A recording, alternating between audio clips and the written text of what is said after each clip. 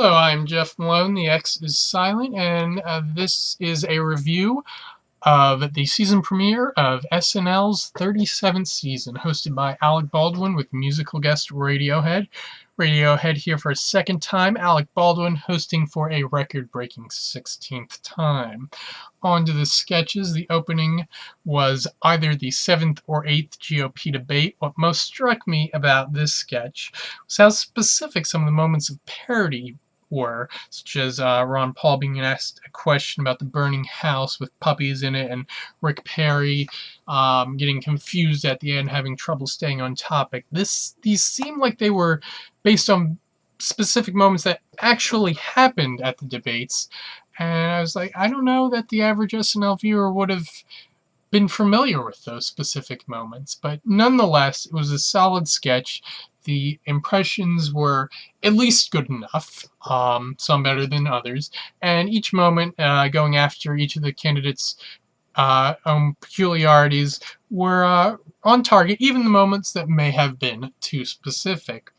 In Alec Baldwin's monologue, he mentioned the Sweaty Balls Ben & Jerry's ice cream flavor, which I still need to get around to testing out. And then, of course, Steve Martin, the previous hosting record holder, showed up to test Alec for performance-enhancing drugs, making sure that he achieved this record fair and square, which was, a good way to go after the record-breaking topic. And then we went on to a commercial parody, typical, after the monologue for Red Flag perfume. As far as big SNL commercials for fragrances go, this was no Canis for dogs or Compulsion by Calvin Klein. But it was good enough on its own, made its point, and gave us a few laughs. Then the first proper sketch after the monologue was the All My Children wrap-up party, which featured Vanessa Bayer as Susan Lucci. And it wasn't, it was one of those impressions. She looked no more than vaguely like Susan Lucci. But that was, all it needed to be. This was more a sketch about making fun of the indulgences of the soap opera genre, and we got that through the appearances of other All My Children personnel, such as Cornelius Devanche, Grover Kensington, Maxwell Fisk, Shaz Manadou, Michelle von Trachtenberg, Groover Kensington, Glenda St. Jesus, Juj Krzyzewski, Chet Swanson, and Wendell Skaggs.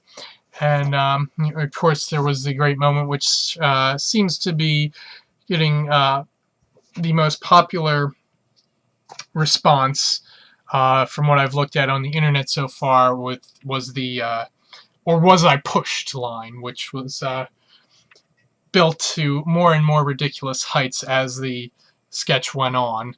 And that line was not overused, because it was also mixed. The moments of a discordant note with a quick zoom were mixed with other lines, such as you all tested positive for being great friends, and AIDS, and also hold on 1 minute, oops, wrong room. So yeah, that one worked out. And then next sketch was the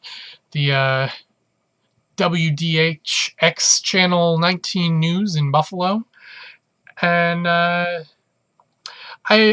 with the time delay concept here, I was hoping it was going to be like that one great host segment from Mystery Science Theater 3000, where Mike and the bots were stuck at different points in time.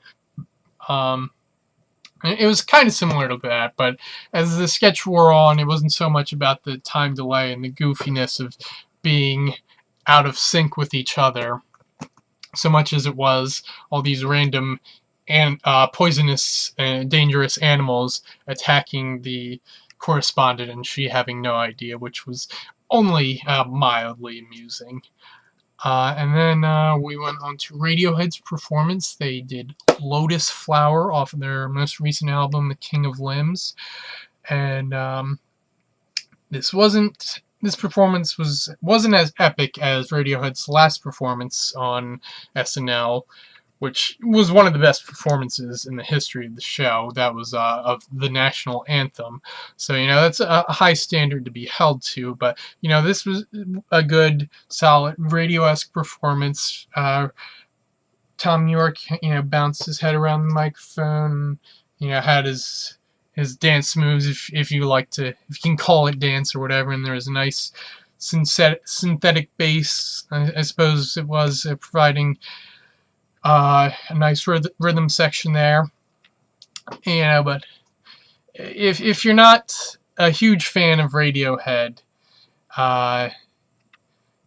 if you're only a casual fan, if you're not a fan at all, that's performance wasn't going to win you over. But if you can appreciate something weird, you could appreciate that performance. And weekend update. Seth Meyers did nothing to change my feeling of him as the worst Weekend Update anchor of all time, excluding the early 80s anchors who technically weren't Weekend Update anchors because they were calling it Saturday Night News at the time. And the stories that Seth joked on were generally funnier than the jokes that he came up with, so I think the Minka Kelly, getting slapped on the ass because she did a good job, may have been the only joke of his that I laughed at. There might have been one or two other chuckles I had, but yeesh, that's not a good success percentage for a Weekend Update anchor. And then surprisingly, only one correspondent on this Weekend Update. It was Tony Bennett, which is by Alec Baldwin doing his impression of the great classic singer Tony Bennett. And this was clearly a fan favorite impression. It's probably been at least 5 years, maybe longer, since we've last seen Alec do his Tony Bennett on the SNL stage, so the crowd was clearly happy to have him back. And even for a subpar Tony Bennett appearance, it was somewhat amusing. Alex has got the cadence of Tony down perfectly, but there wasn't much of a point to it, So, but whatever. I'm happy to hear the audience get into a bit as much as they did there. And next up, we had the sketch of the night, Who's on Top, which was, of course, it was a game show parody, which was, of course, hosted by a character played by Bill Hader, the game show host du jour. And in this game, contestants had to guess if two men were theoretically to have sex with each other, who would be the top. And wasn't as offensive as I thought it was going to be. It took pains to say how hypothetical it was, but while it didn't try to out anyone and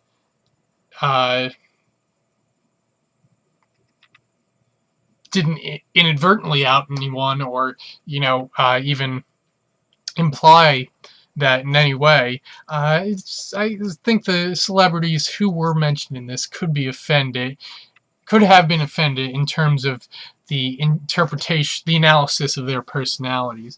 But anyways, great moments, some great lines in here. 10 more minutes. Don't rush me.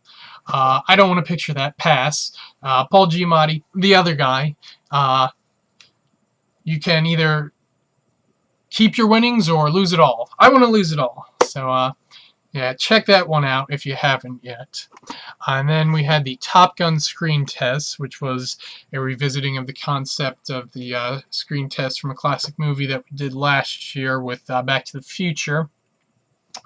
And also in the 90s with Star Wars. This one was not quite as good as Back to the Future, but good enough that I'd like to see this concept at least once a season, perhaps more. And actually, this was apparently cut from last year's season finale, so it seems like SNL is willing to have this screen test concept done quite often. And I think the best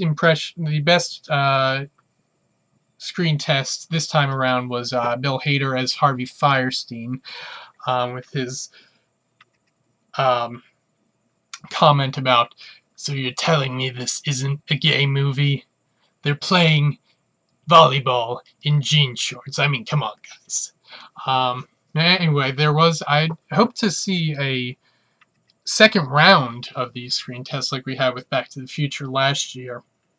And we did, but it was cut after dress rehearsal. But that second round is on NBC's website, so check that out. Go to NBC's website and watch that video. You'll get some more Alan Alda, more Paula Abdul, more Pacino, and more Tony Danza. And then you'll also get Johnny Depp, Cyndi Lauper, Michael Winslow, Paul Poundstone, and Downtown Julie Brown. Michael Winslow played by Jay Farrow, who didn't appear at all in this episode, so that appearance that was cut from Dress would be the only appearance that we likely get to see from him from this episode in any form. Then after that, we had the worst sketch of the night, the child psychologist having a date at home with his annoying daughter, whining about how her father's ignoring her and, not seeing playing another one of her weird kid characters. And her whine was just too annoying. You can't make an annoying character more annoying than funny. There has to be something funny about the way she is annoying, and it didn't quite work out. Then Radiohead had an even more mellow, more weird performance with the previously unreleased Staircase, and if you couldn't get into Lotus Flower, no way you were going to get into the Staircase. And this one probably needs to be listened to several times before you can fully appreciate it, unless there's nothing there to appreciate, in which case it's a decent mellow tune. And then the 10-to-1 sketch was a movie supposedly airing on Turner Classic Movies, Angels in the Trenches, where a private has to attend to the dying wishes of his fellow soldiers, and there's some very strange requests. I particularly enjoyed the request for a letter to be sent to a congressman, and also the Your Mama jokes. Good enough for a 10-to-1 sketch. The 10-to-1 sketches have been gold the last few seasons, but that's been a blessing that we don't necessarily deserve. I think the 10-to-1 sketches just have to, go crazy and do whatever the hell they want to do, and that's good enough for me. So this Angels in the Trenches was good enough the way I see how 10-to-1 sketches should be. So overall, great start to the season.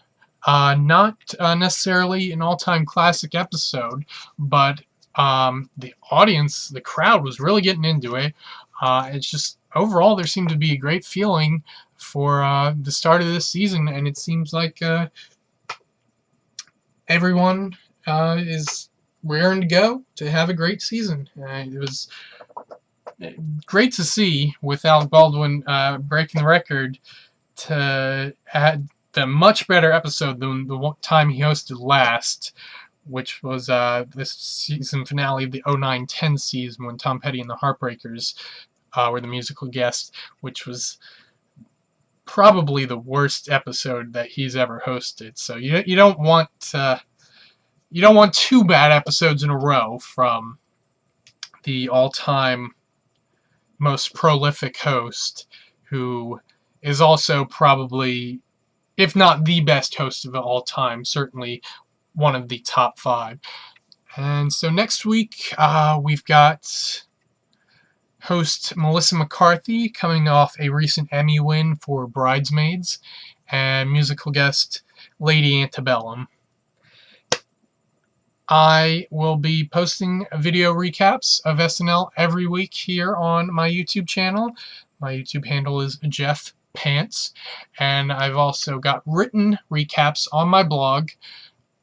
That's at jmunney.wordpress.com. That's jmunney.wordpress.com.